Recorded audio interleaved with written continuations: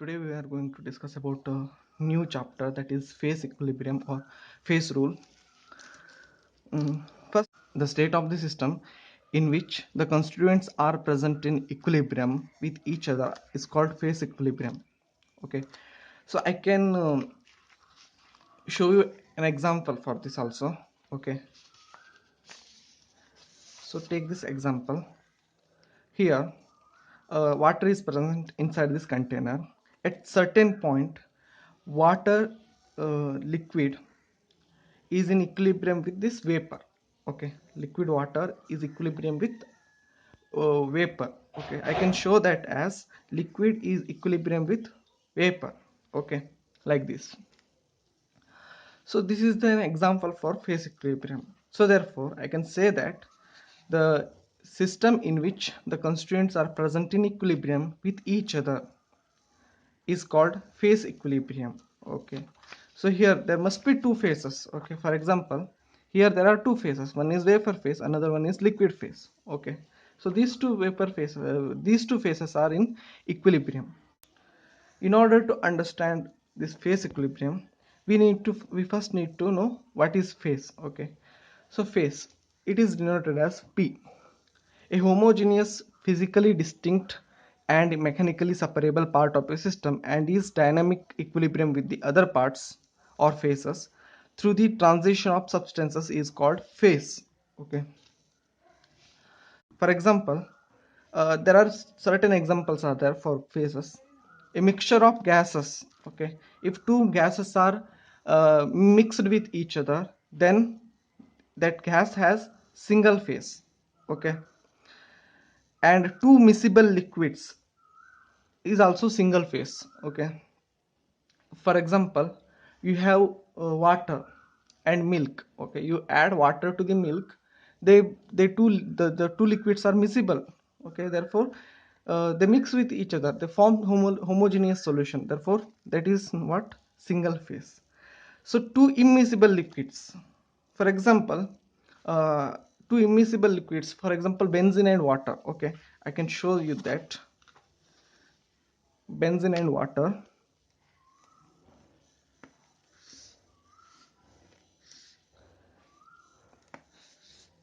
Take one container, first add water. Okay,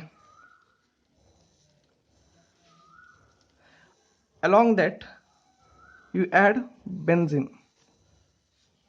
Okay, so this is the layer of benzene, this is the layer of water. Okay, they do not mix with each other because benzene is inorganic, organic liquid, water is inorganic liquid, so these two are immiscible liquids. Okay, so therefore these two immiscible liquids have what, two different phases, that is this particular system has two phases.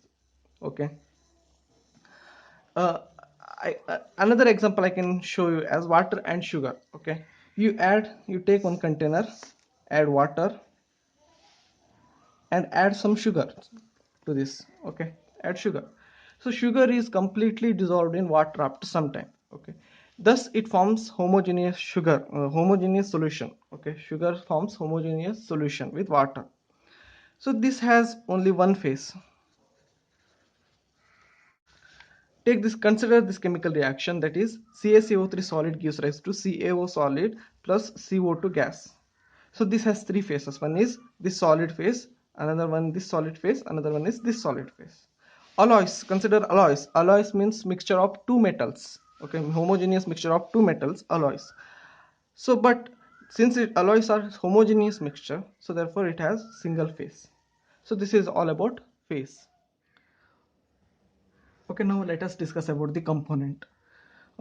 Component is denoted by capital letter C. The number of components of a system at equilibrium is defined as the minimum number of molecular species in terms of which the composition of all the phases may be expressed quantitatively. Okay, so you can better understood this definition by this example. Okay, uh, take this one. Okay, first one, that is water exists in three phases, you already know. Okay, so water also exists in ice, liquid is also water, and water also exists in vapor. These are the three occupation of water, but the main composition is water only. So therefore, water may exist in three different phases, but its component is only one.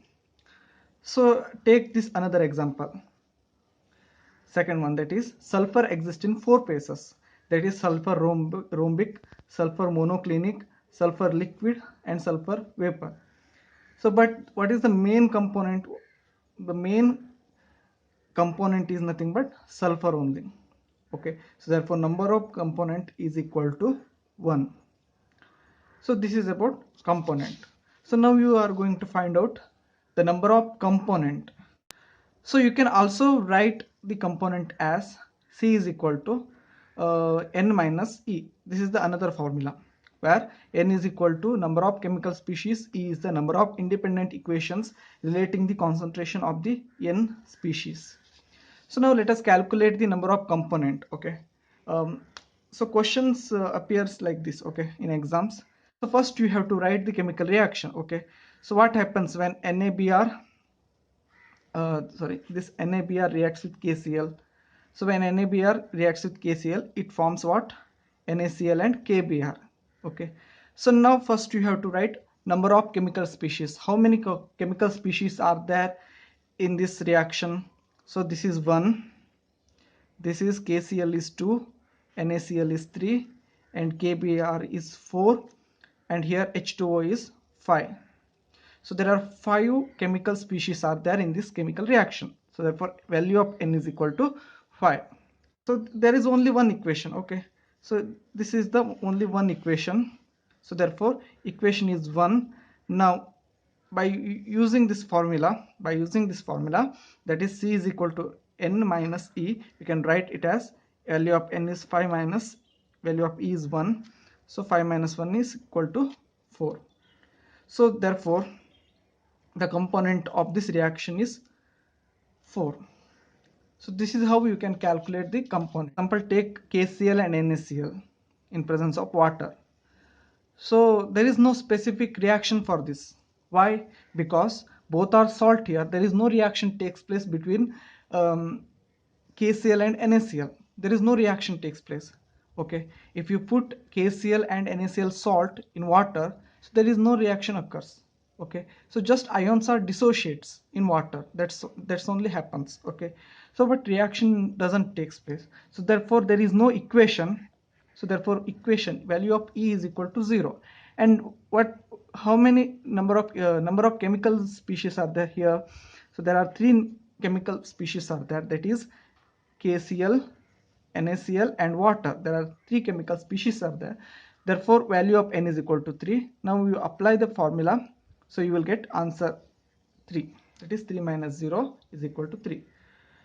So similarly third one, CaCO3. So now you have to write the reaction. So what happens? You heat the CaCO3. When you heat the CaCO3, what happens? It gives CaO plus CO2, right? So therefore, how many chemical species are there? Value of N is equal to, there are 3 chemical species, 1, 2 and 3. Value of N is equal to 3. And what is the value of E? 1. That is only one equation is there. Therefore you can apply the formula. C is equal to N minus E, that is equal to 3 minus 1, that is equal to 2. So therefore composition of this reaction is 2. Okay, so these two are the homework for you, so do it yourself. Next is another term, that is degree of freedom. Okay, so what is degree of freedom? The degree of freedom of a system is defined as the number of independent variables such as temperature, pressure and concentration must be specified in order to define the system completely. Okay, so take example. Okay, so that is ice, water, vapor are in equilibrium. Okay, so the main composition is here water only. Degree of freedom is 0 because in this system, in this equilibrium, if I alter pressure, Okay, if I alter pressure or temperature, the whole system alters. Okay, so that is there is no more equilibrium happens. Okay, there is no more equilibrium if I change pressure and temperature. So therefore, if I change anyone also, okay, if I change pressure also, so there is no more equilibrium takes place. Okay, equilibrium is not valid here if I change pressure or anyone term here. So therefore degree of freedom is 0. If degree of freedom is 0, the system is known as non-variant. So take another reaction, that is water is in equilibrium with vapor. Here degree of freedom is equal to 1, because if I can change pressure here. Okay, by taking temperature constant, by keeping temperature constant, I can change pressure. If I change pressure, there exists equilibrium. Okay, equilibrium doesn't alter. Okay, if I change pressure, so now I keep pressure constant and I will vary temperature. So if I vary temperature, then also equilibrium exists here. Okay, so therefore degree of freedom is 1 because I can change any one of these variables. Okay, then system is known as univariant. Okay, so this is about degree of freedom. Is Gibbs phase rule. Okay, let us discuss Gibbs phase rule. Okay, so it states that in a heterogeneous equilibrium system, the sum of the number of phases and number of degrees of freedom is equal to number of components plus 2. Okay, this is quite easy. That is sum of the number of phases, that is phi, and number of degrees of freedom, that is f. So sum of these two is equal to the number of components plus 2, number of component plus 2. Okay, also you can write this equation as like this, that is f is equal to c minus p plus 2. Here f is the number of degrees of freedom, p is the number of phases, c is the number of components, 2 stands for additional variables of temperature. Okay, so now there is one problem is there. You have to determine all the three. Okay, so first, how many phases are there here? uh, there are 3 phases. Yes, 1 2 3, 3 phases are there. And how many components are there?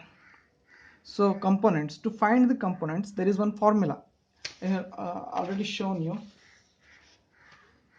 that you can use this formula to find out the component, that is C is equal to n minus E. Use this formula to find out the component, that is C is equal to n minus E, that is equal to how many chemical species are there? 3 chemical species are there. Okay, minus one equation is there, that is equal to 2, therefore component is 2 here. Okay, now you got phases, components. Now you need to find out what f. Okay, to find out f also you have one formula here. Okay, so that is f is equal to c minus p plus 2. Use that formula here. So that is f is equal to c minus p plus 2, that is equal to c is what, 2, minus p is 3. Okay, plus 2, you will get answer 1. Okay, answer is 1 here.